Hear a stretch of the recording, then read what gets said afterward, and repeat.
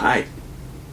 Griffith Thomas is going through the credentials of the Bible, and now he's got to Bible morality as an attestation of the truth of Scripture.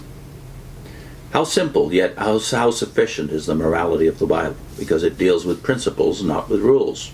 I remember seeing a book called Inquire Within Upon Everything.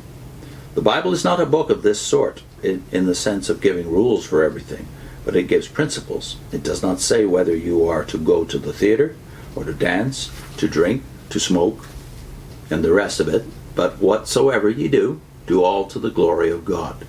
That is a principle which men must apply for themselves, and in the application is found our manhood and our Christianity. This morality is Jewish and yet universal. There are 10 commandments, and the proper division of them is not 1 to 4 and 5 to 10, but 1 to 5 and 6 to 10. The first 5 have the phrase, the Lord thy God, in them, linking them together. Parents are never our neighbors, never our equals, but the representatives of God. Therefore, the 5th commandment should come with the first table. Now notice these facts. Commandments 1 and 2 refer to thoughts. Commandment 3 to words. Commandments 4 and 5 to actions. Commandments 6, 7, 8 to actions. Commandment 9 to words. Commandment 10 to thoughts. That is, thoughts, words, actions towards God, and acts, words, thoughts towards man. So that these Jewish commandments for a number of slaves come out of Egypt are equally applicable to us today. Then there has been no new morality in the world since Jesus Christ came to this earth. Is not that a wonderful thing? Here are we 1900 years since Jesus Christ came. The book is written in 1914. And yet not a new ethical principle has ever been discovered or expressed since his time. We have had great philosophers, great poets, and great writers of prose, and yet not one of them has given an ethical idea that we cannot find in this book. Then too, we notice, as Professor Romanes has said, that the world outgrows the teaching of other men, but it has not outgrown the teaching of Jesus Christ. One of the most striking things is that we have not outgrown the teaching of the man who lived and died in one of the narrowest countries, that of the Jews. All this is an attestation. Here is the third of these proofs or attestations, namely the results of Christianity. Observe the effects of Christianity on life: the Father revealing, the Son saving, and the Spirit equipping. Life is the problem, and Christ is the solution. Life is the question, and Christ is the answer. If you want to see the results of Christianity, test it by other religions.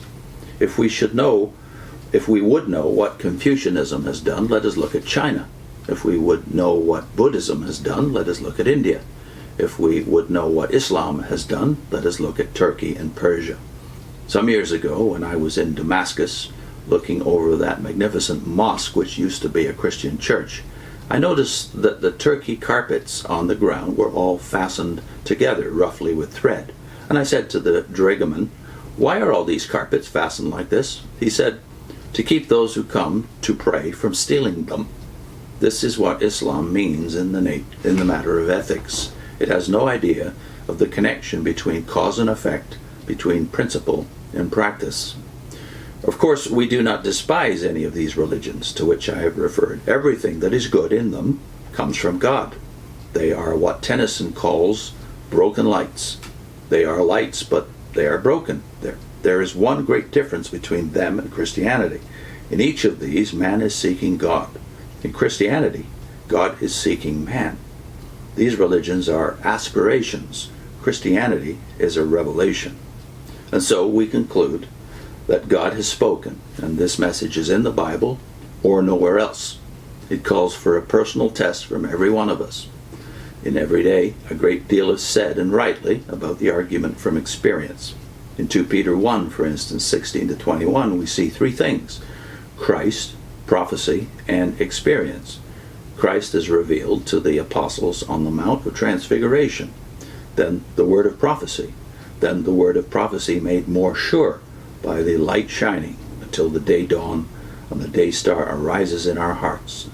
These are the 3 things: prophecy in the Old Testament, Christ in the New, and both together verified by personal experience in your hearts. If we will put them to the test, we shall have a verification in our own souls, and then will come the strongest possible proof that the Bible comes from God. There's no other book in the world that will so verify itself to human experience, because it contains and embodies a divine revelation.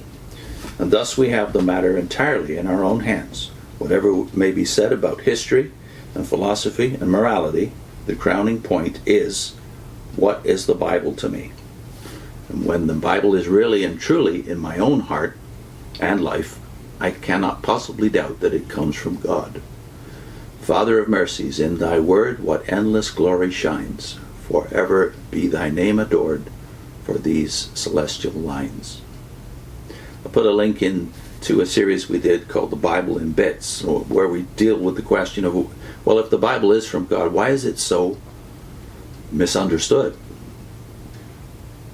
There's misunderstanding both about the Bible and misunderstanding even among Christians of the Bible. Why does this happen? So we titled our series The Bible in Bits. It's, of course, it's coming from my experience as a Jehovah's Witness, that I have to account for the fact that I read the Bible every day but still misunderstood it for most of the years I was in there. And then I saw that in the churches there was a similar problem. We get the Bible in bits, even in our sermons, and most of us don't do assiduous Bible study, and we wonder why we have confusion even in the churches. So I'll put that link into that little series called The Bible in Bits.